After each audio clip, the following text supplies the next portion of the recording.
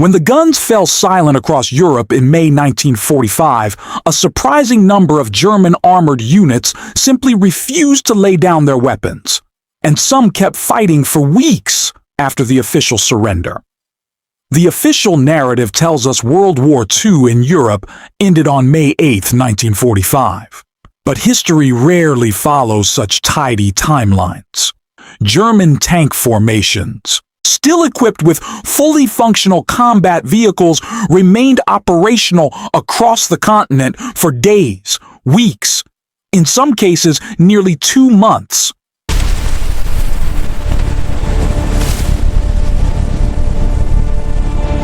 After the surrender documents were signed. Take the remnants of the 11th Panzer Division. This battered formation made a calculated decision in the war's final hours. Rather than falling into Soviet hands as the Red Army pressed from the east, they executed a tactical retreat westward.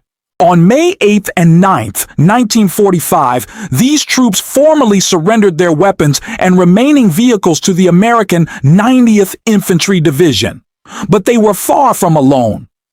Another legendary unit laid down its arms on May 9th, this time to the Soviets. The 511th Heavy Panzer Battalion, previously designated as the 500th, represented the pinnacle of German armored engineering. When they capitulated, they handed over their last operational Tiger I and Tiger II tanks, along with Hetzer tank destroyers. The crews who had piloted these mechanical beasts faced an uncertain future in Soviet captivity. The surrender pattern for most SS and Army heavy panzer battalions followed a similar timeline. King Tiger-equipped units, along with the scattered remnants of various panzer divisions, generally laid down their weapons around May 9th, 1945. One might reasonably assume this marked the end of Germany's armored resistance, but history has a way of complicating simple narratives. What if I told you that at least 3 German tank units remained intact and fully armed long after Hitler's successor formally surrendered? The third-to-last panzer force to surrender operated in a region that had been largely untouched by combat since 1940, Norway. When the Germans seized Norway in 1940, they established a massive occupying force along its rugged coastline. Hitler had personally ordered these defenses constructed, viewing Norway's western shores as an essential component of his vaunted Atlantic Wall. The Führer remained paranoid about a potential British invasion throughout the war, refusing to redeploy Norwegian garrison troops to more threatened sectors. Norway's strategic value to the Nazi war machine cannot be overstated. Together with Denmark, its occupation secured the critical supply routes for Swedish iron ore and ball bearings, materials absolutely vital for German war production. Without these resources, the Nazi military-industrial complex would have ground to a halt. By May 1945, the German garrison in Norway had swelled to an astonishing 350,000 personnel. This included 192,000 army troops, a force larger than the entire Allied armies fighting in Italy at the time. Following Hitler's suicide on April 30th, command of these forces passed to his designated successor, Grand Admiral Karl Dönitz. The new Nazi leader established his headquarters at Schleswig-Holstein in northern Germany, hoping to negotiate a separate peace with the Western Allies. We heed German commander-in-chief in Norway, General Franz Böhme, remained fiercely loyal to the new Nazi government based in Flensburg. When Denmark surrendered to British forces on May 5th, Böhme showed no inclination to follow suit. Field Marshal Bernard Montgomery faced a daunting challenge. With only 30,000 British troops available for operations in the region, he was understandably reluctant to forcibly disarm a German force more than 10 times that size. On May 8th, an Allied military delegation arrived in Oslo to formally present surrender terms to General Böhme. British officers crossed the Skagerrak to receive the German capitulation in Norway. The streets of Oslo erupted in celebration as Norwegian flags reappeared in every window, symbols of a nation reclaiming its identity after 5 years of occupation.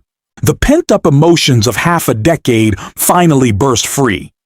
Norwegians danced through the streets, embracing their liberation with an intensity that reflected years of suppressed hope. Air Commodore Darl, part of the British delegation, decorated a Norwegian resistance fighter, a small gesture acknowledging the immense sacrifices made by the local population. Norway, at long last, belonged to the Norwegians again. With the formal surrender accepted, Allied troops began arriving to disarm the enormous German garrison. Approximately 30,000 British and American soldiers, supported by 13,000 Norwegian troops trained in Sweden during the war, faced the daunting task of processing hundreds of thousands of prisoners. They were assisted by roughly 40,000 members of the Norwegian resistance who had risen across the country. But given the sheer scale of the occupying army and Norway's vast geography, disarming the German forces proved to be an incredibly slow process, creating opportunities for certain units to remain operational longer than anyone expected. One particular unit, Panzer Brigade Norge, stood out as the occupation force's only armored formation. Despite its impressive designation, the brigade actually functioned as a reinforced tank battalion.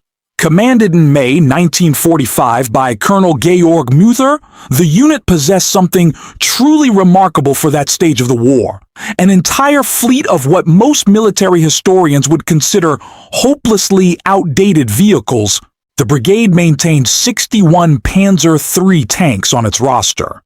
These vehicles, armed with either 50mm or 75mm guns, had been considered obsolete since the battles of North Africa and the Soviet steppes.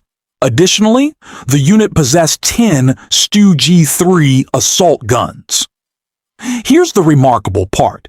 These tanks had seen absolutely no combat during the entire war. They had sat in reserve, gathering dust, waiting for an invasion that never came. When British forces from Operation Force 134 finally arrived on May 14, 1945, they found the German tankers waiting with their vehicles assembled and ready for handover. The British had absolutely no interest in these outdated machines. Instead, the captured Panzer IIIs passed into Norwegian hands, and this is where the story takes an unexpected turn. The Norwegians pressed these German vehicles into their own military service. The location where they surrendered eventually became the Norwegian Army Tank School. Some of the 75mm armed Panzer IIIs later found an even stranger purpose.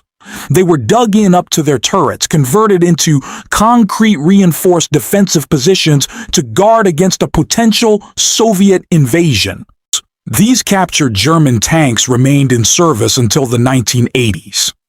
A few have since been excavated and are currently undergoing preservation by historical societies. However, and this is crucial, the surrender of Panzer Brigade Norge on May 14th was far from the last German armored capitulation.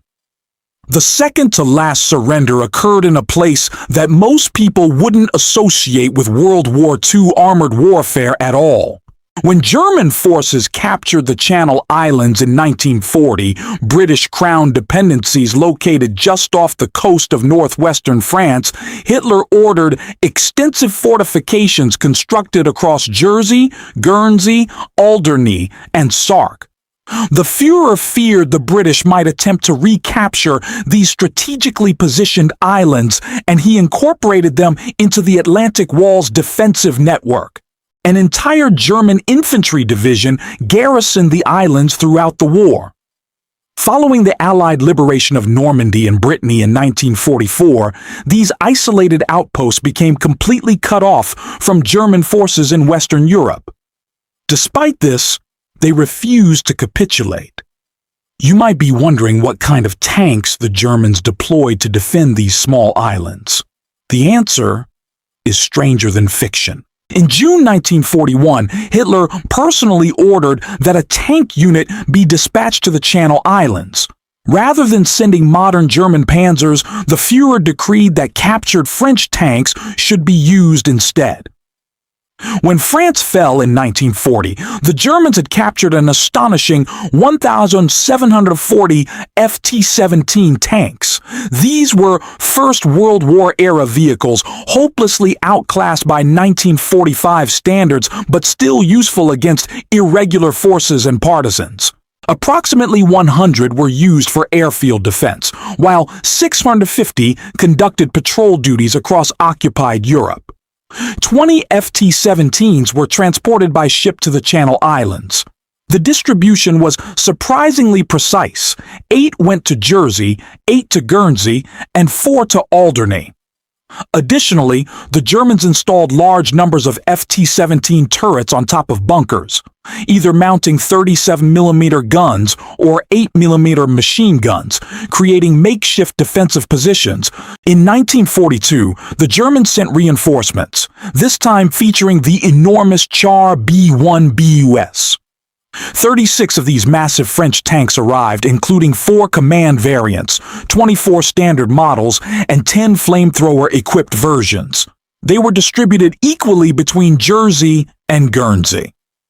Fascinatingly, the Bovington Tank Museum in the United Kingdom currently displays a Char B-1 BUS that was captured on Jersey at the war's conclusion. The final armored edition consisted of self-propelled guns built on French R-35 tank chassis.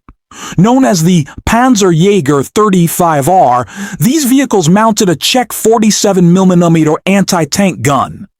9 of these were stationed on Jersey. When Germany surrendered on May 8th, the Channel Islands didn't immediately follow suit.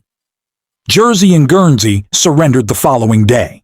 May 9th, Sark capitulated on May 10th, but Alderney, the most heavily fortified of the islands and home to the only SS-run concentration camp on British soil, held out significantly longer. British warships entered St. Peter Port Harbor on Guernsey to tumultuous welcomes.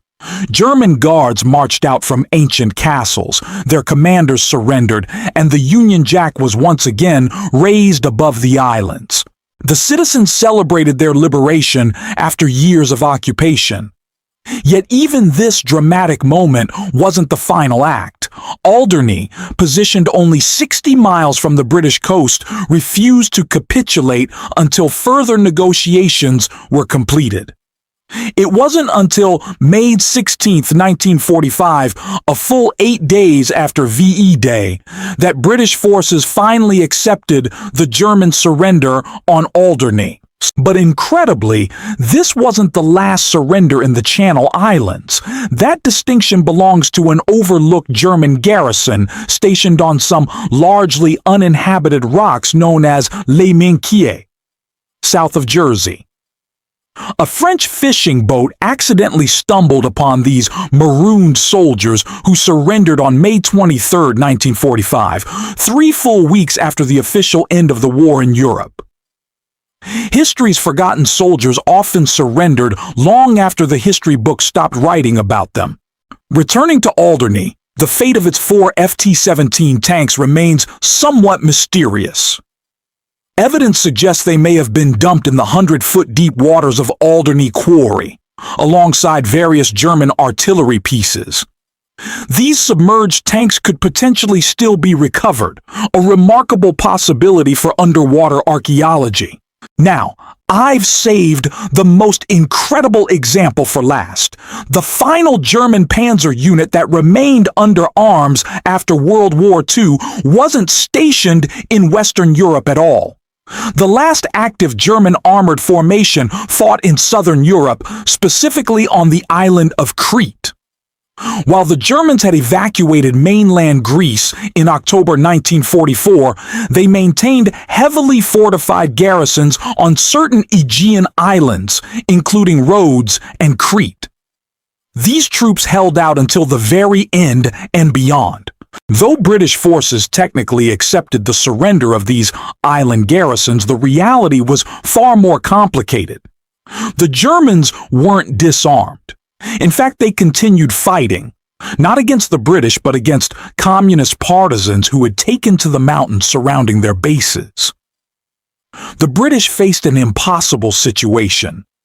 They simply lacked the forces to disarm and remove these German troops, especially as open fighting had broken out between British forces and communist Greek partisans. Within a year, this conflict would escalate into the full-scale Greek Civil War. Crete, famously captured at heavy cost by German paratroopers in 1941, now hosted a garrison of 16,300 German and Italian fascist troops. These forces controlled a 65-kilometer strip encompassing Suda Bay, Chania, and Malemi airfield. This position remained under their control for weeks after the official surrender. The situation was so volatile that when British occupation troops arrived on Crete on May 11, 1945, their commanding officer, a brigadier, had to be rescued by German panzer crews after being ambushed by communist partisans. Here's the extraordinary part. German tanks from Panzer Abteilung 212 Crete intervened, fighting alongside British troops to beat back the communist attack. These little battles continued for weeks. The German armored contingent on Crete was surprisingly substantial. The unit possessed at least 10 Panzer IIs, 5 Panzer IIIs, 10 Panzer IVs, 15 French Hotchkiss tanks, 5 Somua 35 tanks, and a collection of other armored vehicles. These tanks saw active combat alongside their former enemies against a common ideological foe. On May 23, 1945, British forces arrested Grand Admiral Dönitz at Flensburg and dissolved his government. The last Nazi flag was hauled down on Crete the same day.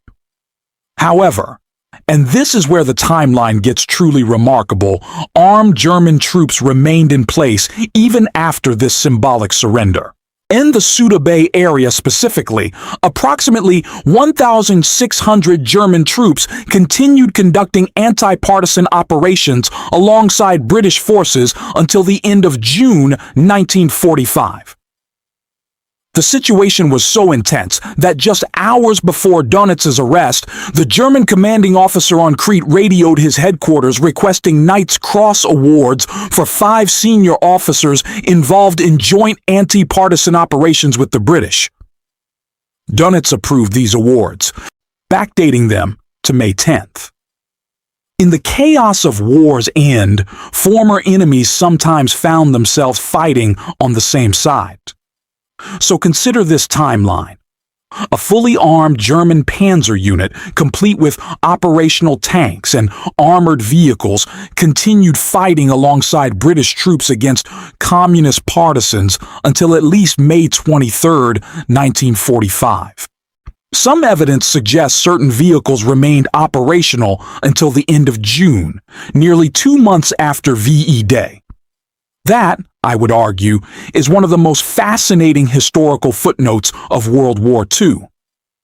The history of Germany's armored forces didn't end on May 8, 1945. It continued in isolated pockets through Norway's fjords, the Channel Islands bunkers, and Crete's mountains. These forgotten soldiers, operating outdated tanks and fighting unexpected battles, represent the final, fading echoes of a war that officially ended long before they laid down their weapons. If you enjoyed this deep dive into the final days of Germany's panzer forces, please hit that like button and consider subscribing to War Real History for more forgotten stories from the Second World War.